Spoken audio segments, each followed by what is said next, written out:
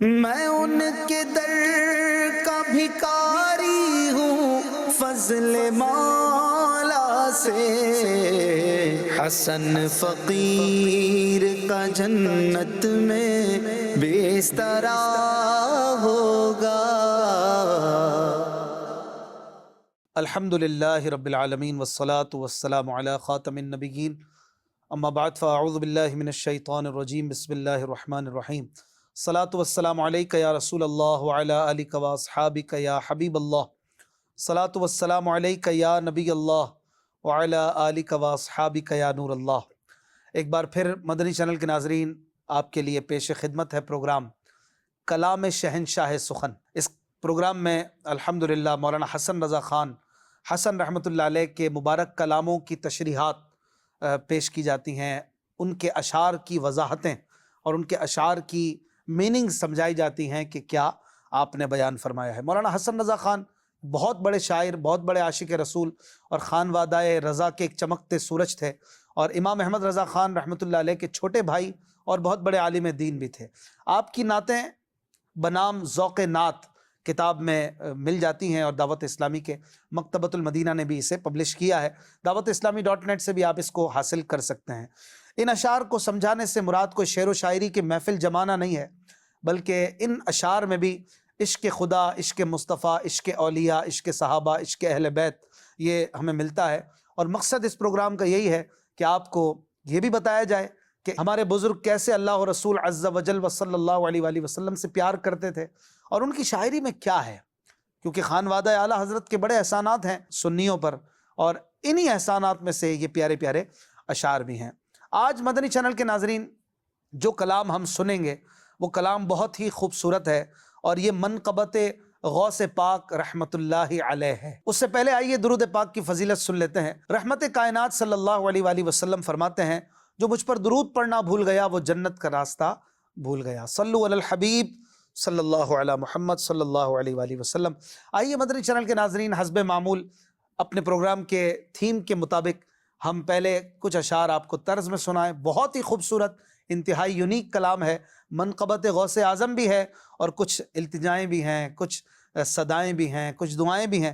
آئیے پہلے طرز میں سنیں، آپ بھی جھوم جھوم کے پڑھیے، سمجھ نہ آئے تو ٹینشن نہیں لیجیے گا، تھوڑی دیر کے بعد آپ کو ہم سمجھائیں گے بھی انشاءاللہ۔ مشکل الفاظ کے میننگز بھی مدنی چینل پر دکھائے جاتے ہیں، شعر نہ صرف سنایا جاتا ہے بلکہ اسکرین پر دکھایا جاتا ہے، اس سے آپ کی ویژولائزیشن اور اچھی ہو اور آپ کا سمجھنا اور آسان ہو سکے، اس کے لیے یہ ساری کوششیں ہیں، اور یہ آپ کا مدنی چینل ہے جو اتنی ساری کاوشیں کر کے آپ تک یہ پروگرام پہنچاتا ہے۔ آئیے سنتے ہیں کلام منقبت صلو علی الحبیب صلی اللہ علی محمد صلی اللہ علیہ وآلہ وسلم۔ اللہ برائے غوث اعظم، اللہ برائے غوث اعظم، دے مجھ کو ولائے غوث اعظم، دے مجھ کو ولائے غوث اعظم،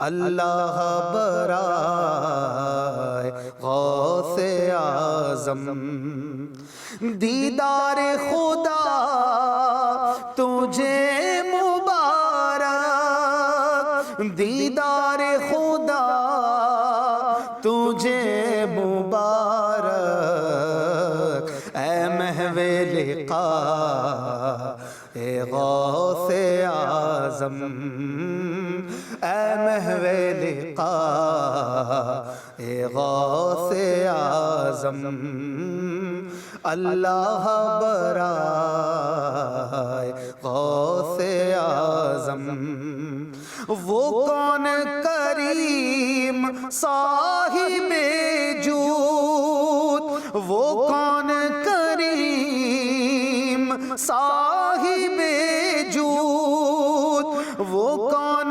کریم صاحب جود، میں کون گدائے غوث اعظم، میں کون گدا اے غوث اعظم، سوکھی ہوئی کھیتیاں ہری کر सूखी हुई खेतियाँ हरी कर, सूखी हुई खेतियाँ हरी कर, ऐ अब्रे सखाए गौसे आज़म, ऐ अब्रे सखा ए गौसे आज़म, दे मुझको विलाय गौसे आज़म, अल्लाह बराए गौसे आज़म। उम्मीद नसीब मुश्किलें हल, उम्मीद नसीब मुश्किलें हल, कुर्बान अताए गौसे आज़म, कुर्बान अताए गौसे आज़म, दे मुझको विलाय गौसे आज़म, अल्लाह बराए गौसे आज़म। आइए नाजरीन, अब इन अशार को समझने की कोशिश करते हैं। सल्लु अलल हबीब सल्लल्लाहु अला मुहम्मद सल्लल्लाहु अलैहि वसल्लम।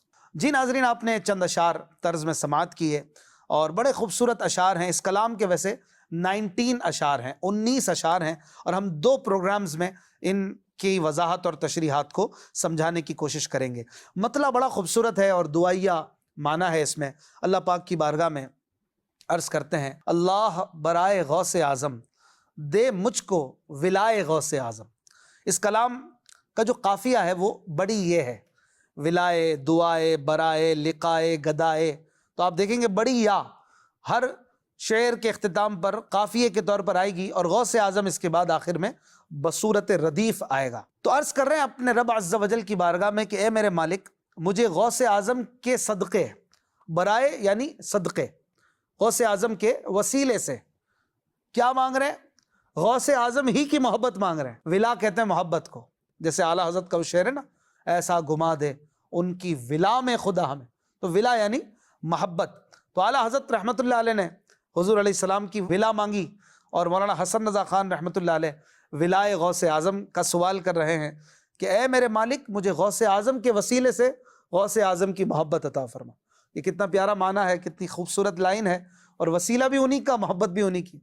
तो बहुत आसान ये शेर है और आगे भी छोटी बहर का कलाम है, तो बड़े प्यारे प्यारे माना मुख्तसर मुख्तसर जुमलों में अर्ज़ कर रहे हैं। आगे कहते हैं, दीदार खुदा तुझे मुबारक, दीदार खुदा तुझे मुबारक, ए महवे लिकाए गौसे आज़म। ये शेर जो है बड़ा समझने से ताल्लुक़ रखता है और इसमें क्या कह रहे हैं ज़रा तवज्जो से सुनिएगा। महवे लिका कहते हैं किसी को देखने वाला, महव यानी गुम, लिका मानी देखना, देखने में गुम।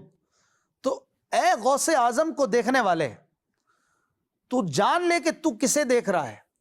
तो उसे देख रहा है जो अल्लाह पाक की ज़ात का मजहर है और रसूल करीम सल्लल्लाहु अलैहि वसल्लम की सुन्नतों का पैकर है, उनकी ज़ात का भी मजहर है। यानी गौसे आज़म वो हस्ती हैं कि जो अल्लाह तबारक व तआला की तजल्लियात का एक मरकज़ हैं। अल्लाह पाक की तजल्लियात आप पर हैं, अल्लाह पाक की बरक़ात आप पर हैं, अल्लाह पाक की रहमात आप पर हैं, अल्लाह पाक की करम है आप पर। और आप वो हैं कि आपको देखकर खुदा याद आता है, खुदा याद आता है। और आप वो ज़ात हैं, आप वो हस्ती हैं कि जिनकी ज़ात में अल्लाह तबारक व तआला के कमालात नज़र आते हैं, अल्लाह पाक की सिफ़ात नज़र आती हैं। जैसे कि बुखारी शरीफ की हदीस का मज़मून भी है कि बंदा फ़राइज़ की पाबंदी करता है, फिर नवाफिल पढ़ता है, यहाँ तक के करते करते वो ऐसे बड़े दर्जात पे पहुँच जाता है कि फिर मैं उसकी हाथ बन जाता हूँ, उसके कान बन जाता हूँ, उसके पैर बन जाता हूँ, उसकी ज़बान बन जाता हूँ, वगैरह वगैरह, कि जिन अफ़आल को वो कर रहा होता है अपने आज़ा के ज़रिए, दर हकीकत उसमें ऐसी खुदाई सलाहियतें आ जाती हैं कि फिर वो काम आम लोगों की तरह नहीं रहते हैं, उसमें खुदा अज़्ज़ वजल की शान का ज़हूर नज़र आने लग जाता है। तो इसी तरह का माना इस शेर में बयान हो रहा है कि ए गौसे आज़म को देखने वाले, तुझे दीदार खुदा मुबारक। गोया खुदा अज़्ज़ वजल की ज़ात व सिफ़ात का मज़हर हुज़ूर गौसे आज़म है, अल्लाह पाक की शान کا مرکز یہ غوث اعظم ہے کہ جو انہیں دیکھتا ہے وہ اللہ پاک کی ایک زبردست شان کو دیکھ لیتا ہے۔ تو یہ بات یہاں پر بیان کر رہے ہیں کہ دیدار خدا تجھے مبارک اے محو لقائے غوث اعظم۔ بہت ہی کمال کا یہ شعر ہے، اور اہل نظر کے لیے، صوفیہ کے لیے تو یہ وجد میں لانے والا شعر ہے۔ اگلے شعر میں کہتے ہیں وہ کون کریم صاحب جود، یہ سوال ہے، دونوں مصروں میں سوال ہے، وہ کون؟ آپ اس کے آگے ذہن میں اپنے ایک سوالیہ نشان بنا لیجئے سمجھنے کے لیے، اسکرین پر نہیں آئے گا لیکن آپ سمجھنے کے لیے بنا لیجئے وہ کون، یعنی غوث پاک کون؟ تو آگے جواب دینے کریم صاحب جود، کریم یعنی عزت والے، صاحب جود یعنی سخاوت والے، بڑے عزت والے ہیں، بڑی سخاوت والے ہیں، وہ حضور غوث اعظم ہے۔ پھر اگلے مصرے میں کہتے ہیں میں کون ہوں بھائی، یہاں بھی سوالیہ نشان لگا لیجئے، میں کون ہوں؟ میں ہوں گدائے غوث اعظم، گدا یعنی منگتا، بھکاری، غلام، میں گدائے غوث اعظم اور میرے آقا غوث اعظم کریم صاحب جود ہیں۔ سبحان اللہ۔ اگلے شعر میں کہتے ہیں سوکھی ہوئی کھیتیاں ہری کر، سوکھی ہوئی کھیتیاں ہری کر اے ابر سخائے غوث اعظم۔ سوکھی ہوئی کھیتی کو پانی ہرا بھرا کر دیتا ہے، ایسے ہی دل کی سوکھی ہوئی کھیتی کے لیے یہاں عرض کر رہے ہیں کہ ہماری سوکھی ہوئی کھیتیاں ہری کر دیجئے اے غوث پاک، کرم کر دیجئے۔ ابر کہتے ہیں بادل کو، سخا یعنی سخاوت، اے غوث پاک کی سخاوت کے بادل ذرا برس کر ہمارے دل کی سوکھی کھیتیاں ہری بھری کر دے۔ اور اگر اس سے دل کی کھیتیاں نہ مراد لیں، عام کھیتی مراد لیں جس میں پھل اگتے ہیں، اناج اگتا ہے، گندم اگتا ہے، کاٹن اگتا ہے، تو بھی کوئی حرج نہیں۔ غوث اعظم کی سخاوت کا بادل بڑا ہی کریم ہے، ہماری ظاہری کھیتیوں کو بھی ہرا بھرا کر دے تو کوئی بعید نہیں ہے۔ اگلے شعر میں کہتے ہیں عطاؤں کی بات کرتے ہوئے غوث اعظم کی عطا کیا ہے؟ امید نصیب مشکلیں حل، امید نصیب مشکلیں حل قربان عطائے غوث اعظم۔ کہہ رہے ہیں کہ غوث پاک کی عطا دیکھو جس پہ میں قربان، جس پہ میں واری، میں فدا ہو جاؤں، کہ میں نے جو امید کی وہ مجھے نصیب ہو گیا، یعنی جو میں نے مانگا وہ مل گیا، جو میں نے چاہا وہ حاصل ہو گیا، اور مشکلیں حل، جو مشکل تھی غوث پاک کے صدقے وہ حل ہو گئی، مشکلیں بھی حل، امید بھی نصیب۔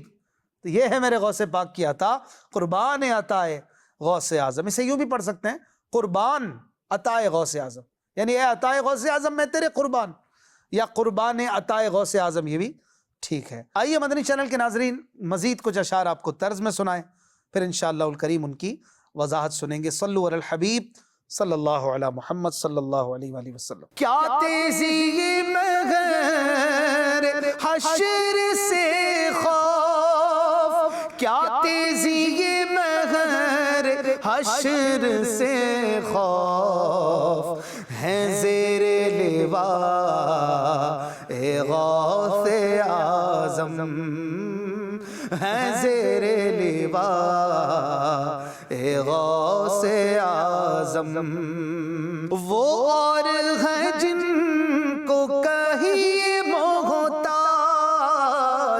وہ اور ہیں جن کو کہیں محتاج، وہ اور ہیں جن کو کہیں محتاج، ہم تو ہیں گدا اے غوث اعظم، ہم تو ہیں گدا اے غوث اعظم، دے مجھ کو ولائے غوث اعظم، اللہ برائے غوث اعظم، ہے جانب نالا اے غریباں، ہے جانب نالا اے غریباں، گوش شنوائے غوث اعظم، گوش شنوا اے غوث اعظم، کیوں ہم کو ستائے نار دوزخ، کیوں ہم کو ستائے نار دوزخ، رد ہو دعائے غوث اعظم، کیوں رد ہو دعائے غوث اعظم، دے مجھ کو ولائے غوث اعظم، اللہ برائے غوث اعظم، بیگانے بھی ہو گئے یگانے، بیگانے بھی ہو گئے یگانے، دلکش ہے ادائے غوث اعظم، دلکش ہے ادائے غوث اعظم، آنکھوں میں ہے نور کی تجلی، آنکھوں میں ہے نور کی تجلی، پھیلی ہے ضیاء اے غوث اعظم، پھیلی ہے ضیاء اے غوث اعظم، دے مجھ کو ولائے غوث اعظم، اللہ برائے غوث اعظم۔ آئیے ناظرین اب ان اشعار کو بھی سمجھتے ہیں۔ صلو علی الحبیب صلی اللہ علی محمد صلی اللہ علیہ وسلم۔ جی ناظرین، آپ نے مزید شعر طرز میں سنے، بہت خوبصورت منقبت آج ہمارے پیش نظر ہے اور ہم اس کی تشریحات سن رہے ہیں۔ اللہ برائے غوث اعظم، دے مجھ کو ولائے غوث اعظم، غوث پاک کی محبت کی دعا ہے پہلے شعر میں۔ کہتے ہیں آگے، کیا تیزی مہر حشر سے خوف ہیں زیر لوائے غوث اعظم۔ تیزی یعنی بہت زیادہ زور پر ہے، بہت زیادہ آگ برسا رہا ہے۔ کون؟ مہر حشر، مہر کہتے ہیں سورج کو، حشر یعنی قیامت، قیامت کے دن کا سورج جو بہت قریب ہوگا اور اس کی جو پیٹھ ہے وہ نہیں بلکہ اس کا رخ ہماری طرف ہوگا، تو پھر کیا ہوگا؟ لوگ پریشان ہوں گے، پسینوں میں ڈبکیاں کھا رہے ہوں گے۔ لیکن جو سائے میں ہے غوث پاک کے دامن کے، جو غوث اعظم کے جھنڈے کے سائے میں ہے، اس کا بیڑا پار ہے انشاءاللہ۔ تو کہہ رہے ہیں مجھے کیا خوف ہو اس سے، تیزی مہر حشر سے مجھے کیا کھٹکا ہو، کیا خوف ہو، کیونکہ میں زیر لوائے غوث اعظم ہوں، یعنی لوا یعنی جھنڈا، میں غوث اعظم کے جھنڈے کے زیر ہوں، نیچے ہوں۔ اور یہاں غوث اعظم کے جھنڈے سے مراد کیا ہے؟ قیامت کے دن تو ایک ہی جھنڈا ہوگا، وہ لواء الحمد ہوگا، وہ محبوب علیہ السلام کا جھنڈا ہوگا، اور تو کسی کا جھنڈا نہیں ہوگا بظاہر۔ لیکن یہاں پر کہہ یہ رہے ہیں کہ وہ جو لواء الحمد ہے وہ غوث اعظم کا بھی تو جھنڈا ہے۔ ظاہر ہے غوث اعظم رحمۃ اللہ علیہ بھی وہاں جلوہ فرما ہوں گے، سایہ دامن مصطفیٰ میں وہ بھی ہوں گے، اور ہم غلاموں کو جو ہے اسی جھنڈے میں غوث اعظم کے صدقے میں جانا نصیب ہوگا۔ تو وہ لواء، وہ جھنڈا جو حضور کا ہے، وہی جھنڈا یہاں مراد ہے، کوئی الگ سے یہاں جھنڈا نہیں مراد، نہ کسی اور جھنڈے کی بات کر رہے ہیں۔ قیامت کے دن جو حدیثوں میں ایک ہی جھنڈے کی بات ہے وہی یہاں مراد ہے، اور وہی جھنڈا حضور غوث پاک کا بھی ہے، وہی خواجہ کا بھی ہے، وہ داتا کا بھی ہے، وہ بابا فرید کا بھی ہے، وہ ہر ولی کا جھنڈا ہے، وہ ہر صحابی کا جھنڈا ہے۔ اسی میں امام حسین بھی ہوں گے، اسی میں امام حسن بھی ہوں گے، اسی میں صحابہ اور اہل بیت ہوں گے۔ تو اگر اسے کسی اور کی طرف نسبت کی جائے تو کوئی حرج نہیں، کیونکہ یہ حضرات بھی اس جھنڈے کے نیچے عالی شان مرتبوں پر ہوں گے اور اپنے غلاموں کو اپنے دامن میں بچا کے سما کے رکھیں گے انشاءاللہ الکریم۔ تو یہاں جو کہہ رہے ہیں کہ میں غوث اعظم کے جھنڈے کے نیچے ہوں، مراد وہ لواء الحمد ہی ہے، اس میں کوئی وسوسہ نہ پالا جائے۔ اگلے شعر میں کہتے ہیں، وہ اور ہیں جن کو کہیے محتاج، وہ اور ہیں جن کو کہیے محتاج، ہم تو ہیں گدائے غوث اعظم۔ بڑا آسان شعر ہے۔ وہ اور لوگ ہیں جن کو محتاج کہیے، جن کو منگتا کہیے، بھکاری کہیے، تنگ دست کہیے، ہم ہیں محتاج۔ کس کے ہیں؟ ہم غوث پاک کے دربار کے محتاج ہیں، ہم تو اہل بیت کے محتاج ہیں، ہم صحابہ کے محتاج ہیں۔ ہم کون ہیں؟ ہم تو ہیں گدائے غوث اعظم، ہم گدائے غوث اعظم ہیں۔ تو اس معنی میں ہم محتاج نہیں، ہم تو پھر بادشاہ ہیں، بادشاہوں سے بڑھ کر ہیں الحمدللہ۔ اگلے شعر میں فرماتے ہیں جانب نالائے غریباں، ہیں جانب نالائے غریباں، گوش شنوائے غوث اعظم۔ جانب یعنی طرف، نالا مانے فریاد، غریباں غریبوں کی فریاد کی طرف ہیں۔ کون ہیں؟ گوش یعنی کان، شنوا مانے سننے والے، شنوا یعنی سننے والے، سن کر کام بنا دینے والے۔ میرے غوث پاک کے کان جو ہیں یہ اپنے غلاموں کی، اپنے غریبوں کی فریاد کی طرف ہیں۔ وہ اور ہوں گے جو سنتے نہیں اپنے غلاموں کی بات، میرے غوث اعظم جب پکارو تو کرم فرماتے ہیں، اور ان کے کان ہی ہماری طرف ہے۔ یہ ایک مبالغہ ہے، یہ ایک انداز ہے کہ الحمدللہ ہم اس آقا کے محتاج ہیں، اس آقا کے گدا ہیں کہ جن کے کان ہماری طرف ہیں، وہ ہماری سنتے ہیں اور ہمارا کام بھی کرتے ہیں۔ اگلے شعر میں کہتے ہیں، کیوں ہم کو ستائے نار دوزخ، کیوں ہم کو ستائے نار دوزخ، کیوں رد ہو دعائے غوث اعظم۔